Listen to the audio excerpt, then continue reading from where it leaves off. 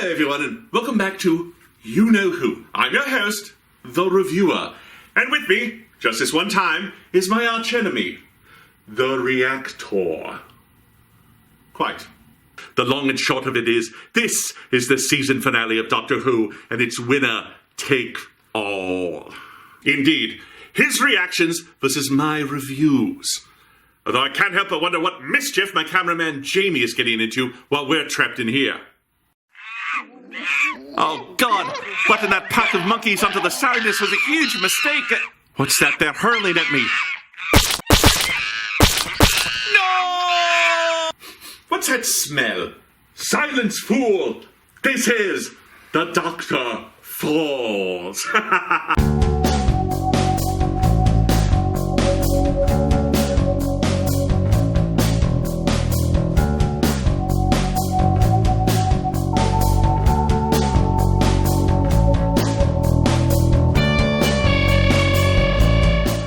A cart of children is taken through a pastoral paradise. However, they pass a group of cyber patients now acting as scarecrows on floor 607 of the colony ship. They arrive at a farmhouse, but later the children are told to hide as an alarm goes off. The adults shoot down a wave of advancing cyber patients. The next day, as they're stringing up the new scarecrows, a little girl hears a rumbling. The floor bursts open and a ship shoots up before falling back to the ground.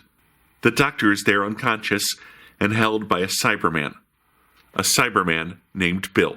Well, I once knew a Cyberman named Irving, and a Dalek named Sue, and an ice warrior who called himself the Brewmeister. I will react to that opening with shock. You are a strange one. In flashback, we see Missy and the Master have the Doctor restrained. They'd like to know if he has a preference for his death. At the end of the last episode, they knocked the Doctor out, and Nardole ran away. They're on the roof of the conversion hospital. Missy and the Master are dancing. The Doctor demands to know where Bill is. Behind him. She spent 10 years waiting for the Doctor to get her, but got converted 2 hours before he finally arrived. The last time he saw the Master, he was dying and sucked back to Gallifrey by the Time Lords. They cured him, but then exiled him again. The Doctor rightfully guesses he wound up here, assumed power, but the locals got tired of his cruelty and deposed him, and he's been hiding out here ever since. The city is now one big factory for Cybermen. The Doctor's not impressed. The Cybermen always happen, but then he always happens to the Cybermen. The twins realize he's done something. The Cyber Army is marching on a hospital. When Missy hit the Doctor, he landed on a computer and quickly altered their programming. Humans can now have up to 2 hearts. They're coming for the Time Lords. They begin blasting Cybermen, but they're vastly outnumbered with nowhere to run. The Master would rather die than have the Doctor save him, so Missy knocks him out and frees the Doctor. She claims to have been waiting for her moment, but even she's not sure if that's true or not. The Doctor contacts Nardole. He's stolen a shuttle for them. They climb aboard when the Doctor is electrocuted by a Cyberman. In turn, it's destroyed by Bill. He wakes up long enough to promise her he'll make this right. And with that, we leave behind the last episode. It's hard to consider this a two-parter because the story suffers a huge break from where it left off in World Enough in Time. We very quickly wrap things up there and then set up this new episode. It's a bit of a harsh disconnect. Cut back to the crashed ship. Nardole explains the ship has gone as far as it's going to go. They're stuck here.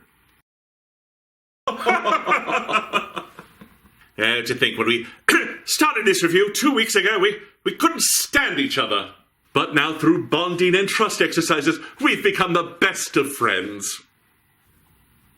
I don't like it. Agreed. Back to life or death stakes. The matron is taking sheets out to the barn. A fully human Bill is sleeping there, but when she hears the Doctor is hurt, she gets upset and the matron runs out. Elite comes in. She's not afraid to talk to Bill. As Nardole is organizing the farmers, Elite brings Bill something. A mirror. But her reflection is a Cyberman. She gets upset again and the girl runs right into the Doctor. He calms her and sends her on her way. The Doctor begins questioning what happened to her. She doesn't remember being converted. She's fine, until for a moment she sees a cyber hand.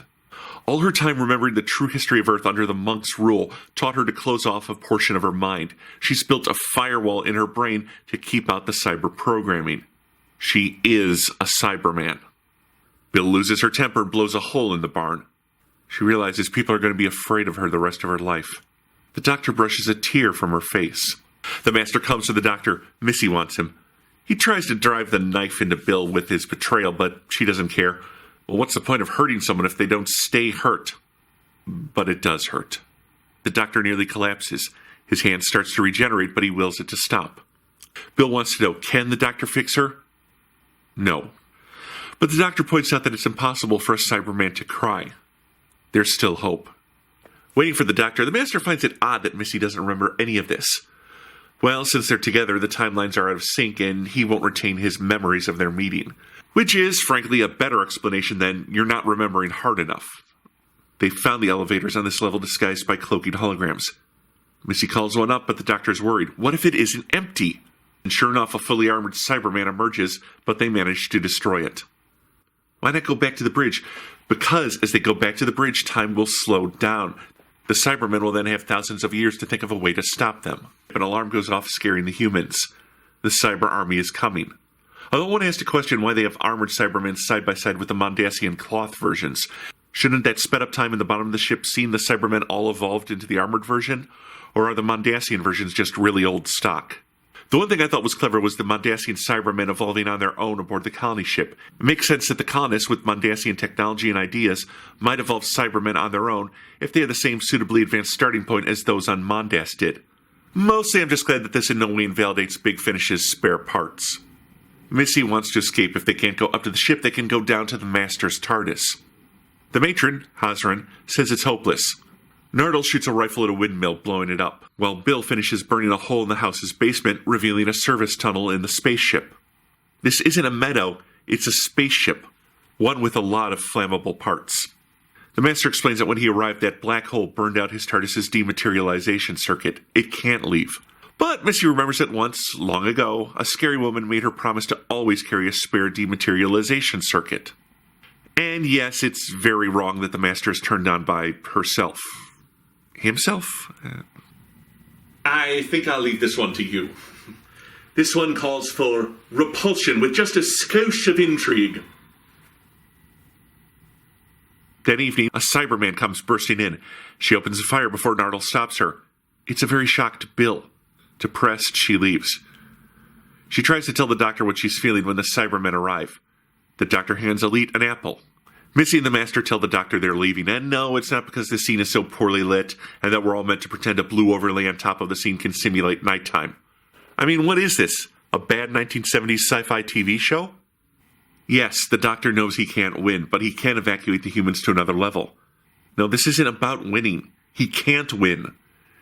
The only reason he's ever done anything is because it's the right thing to do. He asks the Master to stand with him just this once, but the Master scoffs and walks off. Missy stays behind. He knows she's changed. They both admit they've always wanted to stand together, but no. She leaves too. The Cybermen march. Elite is there with an apple. She tosses it, runs, and it blows up the first squadron. The doctor explains that by attacking the Cybermen, they'll change their programming from capture humans to destroy humans. Time to evacuate. He asks Nardal to take the humans away and protect them. But he doesn't trust the doctor to escape as well. The floor can't be remotely detonated. The doctor's going to sacrifice himself to destroy as many Cybermen as possible. Also, Nardal just doesn't want to spend the rest of his life protecting humans. Well, neither does the doctor. So he asks, which of them is stronger? This is a strong moment between the Doctor and Nardal, and one of the few good ones he's gotten this season, as he slowly realizes this is the Doctor saying he trusts Nardal. Reluctantly, Nardal agrees, but Bill is going to stay with the Doctor. She can't go on like this. Touched, he says his goodbyes and takes the humans through the door Bill cut earlier. They reach the elevator. Missy stops the Master from going in with a hug. She tells him how much she loved her time being him. He compliments her on how well she just did that. She thanks him and cleans off the knife she just stabbed him with. They need to buy Nardal and company time. Bill leaves to protect the back of the house. Missy places the Master in the elevator. He'll last long enough to get to his TARDIS and then regenerate into her. She's going to stand with the Doctor. This was inevitable. They were always going to stand with him. Enraged at the thought of siding with the Doctor, he fatally blasts Missy with his laser screwdriver. She falls, and they both break out laughing. This was their true inevitability, dying at each other's hands. And this is as good as an ending as you could hope for both characters. The irony that they themselves are responsible for their deaths is perfect. The Master's self-destructive nature finally does himself and Missy in. He descends, laughing, and Missy goes still. What they have together is so beautiful. You are a strange one. Explosions begin to go off. The Doctor naming all the worlds that fell to the Cybermen as he blows them up. The Doctor gets shot. He introduces himself to them. He further explains he's not a doctor, he's the Doctor. The original. Another blast. His body begins to regenerate, but he wills it to stop. He detonates one final blast, destroying the floor with all the Cybermen on it. Dying, he laments that there were no stars to watch this last time. Later, Nardole is watching the elevators. Elite thinks that maybe the Doctor and Bill will come one day, but no. He's sure they're gone. It's now up to him to protect the humans from their Cyberman cousins. And this is a better, more noble ending than Nardole probably deserves, considering he was miswritten as annoying comic relief for most of the series. But like Missy and the Master, there's irony in his departure. He was meant to keep the Doctor honest, but it's the Doctor who made Nardole into a hero. On the ashen remains of floor 607, one lone Cyberman remains. Bill. She kneels before the Doctor. Crying in her mind's eye, rain begins to fall, and out of a puddle, Heather, the pilot, returns. There's a ripple, and suddenly Bill finds herself outside her body. It collapses. Is she dead? They kiss. No. Heather pulled her out of the Cyberman and then transformed Bill into a liquid being like herself. In a flashback, we see that she left Bill her tears. Heather knew she was crying and came for her. They return the Doctor to the TARDIS. She can return Bill to Earth, make her human again, or they can explore the universe together. Bill says goodbye. One day, the universe will need the Doctor again, and he'll be there. Bill takes Heather's hand. Bill's going to show her the universe. The lovers leave the TARDIS, and this makes me happier than just about any companion departure in the new era. Tearing the companion away from the Doctor has always been so traumatic. Here, Bill leaves with a woman she, well, probably not loves, but likes deeply. She leaves better off than she started, which is something I'd like to see more of. The TARDIS begins to activate. We see images of the Doctor's companions, but it's not until Missy that he jumps back to life.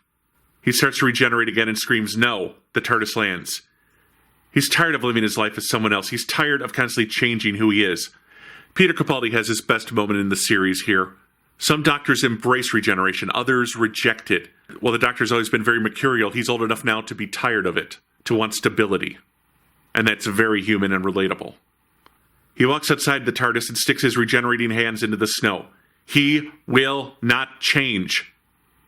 But then he hears someone repeating his words back to him. That someone is also a Doctor. The first Doctor, you might say. The original. Overall, this was an excellent ending to Doctor Who Series 10. I love the pathos that Bill showed us, the nobility and desperation of the Doctor, and finally, the compare and contrast between Missy and the Master. I give Doctor Who, The Doctor Falls, 4 TARDISes out of 5. And I give it a begrudging nod of respect. Yes, but before we wrap things up, let's not forget it's still Time Lord of the Week time. I'll do it myself if you don't mind. You don't mind. For the unmitigated goal. Yes. Today's Time Lord of the Week is our good friend Ian. Seen here with someone. Ian is better known through time and space as the Doctor Impersonator. For a mere $10 and Uber costs, he'll appear at your wedding reception, birthday party, or bar mitzvah, and say one of 3 phrases. Fantastic, Allons-y, or shut up, Clara. Yes, he's really quite good and often in demand. Wherever you need the Doctor to appear and he's unavailable, you can find Ian, the Doctor Impersonator, our final Time Lord of the Week. It occurs to me that we never figured out how to judge this contest. So, I think I'll declare myself the winner, and you a corpse. A double cross. I'm shocked. Tell me, Reactor, do you remember what I told Jamie about my toys? Now, Jamie, you can play with the Legos, but whatever you do, don't touch my Gundams. Wait a minute, that's not what you said. Yes it is. Shut up. And what does that have to do with anything? Well, it's simple. I didn't want him to move the Gundam because it's right where I need it to be.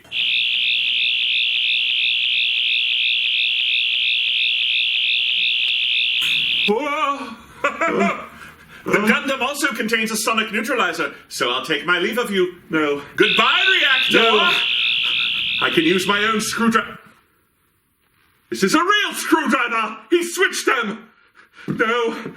No! No! I am the Reactor, and you will... Ah! Ow.